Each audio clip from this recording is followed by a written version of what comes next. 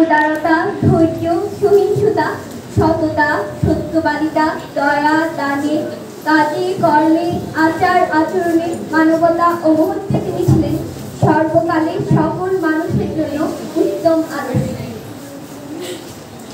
আল্লাহ তাআলা বলেন, লাকাদ কানা লাকুম ফি রাসূলিল্লাহি উসওয়াতুন হাসানাহ। রাসূলুল্লাহ সাল্লাল্লাহু আলাইহি ওয়াসাল্লামের জীবনী তোমাদের জন্য সর্বোত্তম আদর্শ রয়েছে। সূরা আল-আহজাব আয়াত 21। আমরা মহানবী সাল্লাল্লাহু আলাইহি ওয়াসাল্লামের জীবন আদর্শ মেনে চলব। Translation.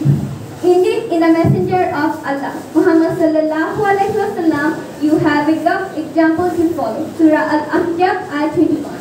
We should always follow our great Prophet sallallahu alaihi wasallam's ideals of life. হযরত মুহাম্মদ সাল্লাল্লাহু আলাইহি ওয়াসাল্লামের জন্মের পর চাচা আবু লাহাবের দাসী সুয়েবা তাকে মাতৃস্নেহে লালন পালন করে। তারপর তখনকার সম্ভ্রান্ত কুরাইশ বংশের প্রথা অনুসারে বানু গোত্রের বেদুইন মহিলা হালিমার হাতে তার লালন পালনের ভার দেওয়া হয়। সুয়েবা যদিও তাকে অল্প দিন লালন পালন করেছে, তবুও তিনি প্রথম দুধমা ও তার পরিবারের প্রতি খুব কৃতজ্ঞ ছিলেন। 5 বছর বয়সে তিনি মা আমিনার কোলে ফিরে আসেন। আদর সোহাগে মা তাকে লালন পালন করতে থাকে, কিন্তু মায়ের আদর তার কপালে বেশি দিন স্থায়ী হলো না। তার 6 বছর বয়সে মাও ইন্তেকাল করেন। এবার তিনি পিতামাতা দুজনকে হারিয়ে এতিম হয়ে যান। তারপর তিনি দাদা আব্দুল মুত্তালিবের আদর স্নেহে লালিত পালিত হতে থাকেন, কিন্তু 8 বছর বয়সে তার দাদাও মারা যান। এরপর তিনি চাচা আবু তালিবের আশ্রয়ে বড় হতে থাকেন। আবু তালিবের আর্থিক অবস্থা ভালো ছিল না। কিশোর মুহাম্মদ সাল্লাল্লাহু আলাইহি ওয়াসাল্লাম ছিলেন কারো বলধ হয়ে থাকা তিনি পছন্দ করতেন না। তিনি চাচার অসচ্ছল পরিবারে নানাভাবে সাহায্য করতেন। বাড়তি আয়ের জন্য রাখালদের সাথে ছাগল মেষ চড়াতেন। রাখাল বালকদের জন্য তিনি আদর্শ। তাদের সাথে তিনি সৌহার্দ্য সম্প্রীতি বজায় রাখতেন। রাখালদের মধ্যে ঝগড়া বিভাদ হলে তিনি বিচারকের ভূমিকা পালন করতেন। তিনি চাচার ব্যবসা বাণিজ্যেও সাহায্য করতেন। একবার চাচার সাথে ব্যবসা উপলক্ষে সিরিয়াও গিয়েছিলেন।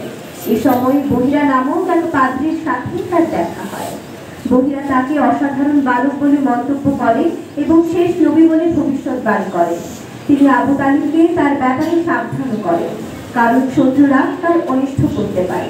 হযরত মুহাম্মদ সাল্লাল্লাহু আলাইহি ওয়াসাল্লাম শান্তিকামী উৎসাহী যুবক বন্ধুরা নিয়ে হিজবুল ফুতুর নামে একটি শান্তি সংগঠন। তিনি তার প্রচেষ্টায় অনেক সফলতা লাভ করেন। সেদিনকার শান্তি সঙ্গে আদর্শে উজ্জীবিত হয়ে আজও আমাদের কিশোর ও যুব সমাজ নিজেদের এ ধরনের মহৎ কাজে নিয়োজিত করতে পারে। ইতিমধ্যে সত্যবাদী, বিশ্বাসী, আমানতদার, বিধিজ্ঞ, পরোপকারী, শান্তিকামী যুবক হিসেবে হযরত মুহাম্মদ সাল্লাল্লাহু আলাইহি ওয়াসাল্লাম এর সুনাম চারিদিকে ছড়িয়ে পড়ে। আপন পর সকলে তাকে আল সাদিক মানে সত্যবাদী, আল আমিন মানে বিশ্বাসী উপাধিতে ভূষিত করে। তার কাছে ধন সম্পদ আমানত রাখতে লাগল। এই সংগঠনের কাজ ছিল নিপীড়িতদের সাহায্য দান, দুস্থদের আশ্রয় দান এবং অসহায়দের সহায়তা করা। হুদায়বিয়ার সন্ধি হিজরি 6 সনে রাসূল সাল্লাল্লাহু আলাইহি ওয়াসাল্লাম উমরা পালনের উদ্দেশ্যে 1400 করেন এবং মক্কার 9 মাইল দূরে হুদায়বিয়া নামক স্থানে উপনীত হন। কুরাইশরা উমরা পালনে বাধা দেয়। রাসূল সাল্লাল্লাহু আলাইহি ওয়াসাল্লাম জানালেন, আমরা যুদ্ধের জন্য আসি, শুধু উমরা করেই চলে যাব। কিন্তু কুরাইশরা তাতেও রাজি হলো না। রাসূল সাল্লাল্লাহু আলাইহি ওয়াসাল্লাম মক্কাবাসীদের কাছে উসমান রাদিয়াল্লাহু আনহুকে দূত হিসাবে পাঠান। তার ফিরে আসতে বিলম্ব হওয়ায় তিনি শহীদ হয়েছেন বলে রব ওঠে। রাসূল সাল্লাল্লাহু আলাইহি ওয়াসাল্লাম মুসলমানদের থেকে এই হত্যার প্রতিশোধ নেওয়ার শপথ নেন। কাফেররা ভীত হয়ে উসমান রাদিয়াল্লাহু আনহুকে ফেরত দেয় এবং সুহাইল আমরকে সন্ধি সহ প্রস্তাব পাঠায়। 10 বছরের জন্য সন্ধি হয়। এটি হুদায়বিয়ার সন্ধি নামে থাকে। সন্ধির শর্তগুলোর মধ্যে অন্যতম শর্ত ছিল মুসলমানগণ এবছর উমরা না করেই ফিরে যাবে, আগামী বছর নিরস্ত্রভাবে 3 দিনের জন্য আসবে। কোনো মক্কাবাসী মদিনায় আশ্রয় নিয়ে তাকে মক্কায় ফেরত দিতে বাধ্য থাকবে, কিন্তু কেউ মদিনা থেকে মক্কায় আসলে তাকে ফেরত দেওয়া হবে না। আরবের যে কোনো গোত্র দুই পক্ষের যে কারোর সাথে মিত্রতা করতে পারবে ইত্যাদি। মদিনা সনদ মহানবী সাল্লাল্লাহু আলাইহি সাল্লাম মদিনায় হিজরত করে একটি আদর্শ সমাজ ও আদর্শ রাষ্ট্র প্রতিষ্ঠায় উদ্যোগী হলেন। এখানে মুজাহিদ, আনসার সহ সকল মুসলমান এবং অন্যান্য ধর্মাবলম্বী ইহুদি, খ্রিস্টান ও অন্যান্য মতাদর্শের লোক একত্রে মিলেমিশে সুখী শান্তিতে নিরাপদে বাস করবে। তাদের মধ্যে শান্তি সম্প্রীতি বজায় থাকবে এবং স্বাধীনভাবে নিজ নিজ ধর্ম কর্ম একসাথে পালন করতে পারবে। সঙ্গে সঙ্গে মদিনার নিরাপত্তাও নিশ্চিত হবে। এই উদ্দেশ্যে তিনি সকল সম্প্রদায়ের মধ্যে একটি লিখিত চুক্তি সম্পাদন করেন। এটি মদিনা সনদ নামে খ্যাত এবং এটি পৃথিবীর সর্বপ্রথম লিখিত সনদ।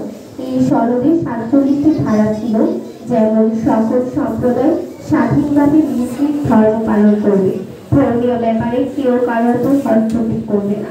সনদে স্বাক্ষরকারী সকল সম্প্রদায়কে নিয়ে একটি সাধারণ জাতি গঠিত হবে।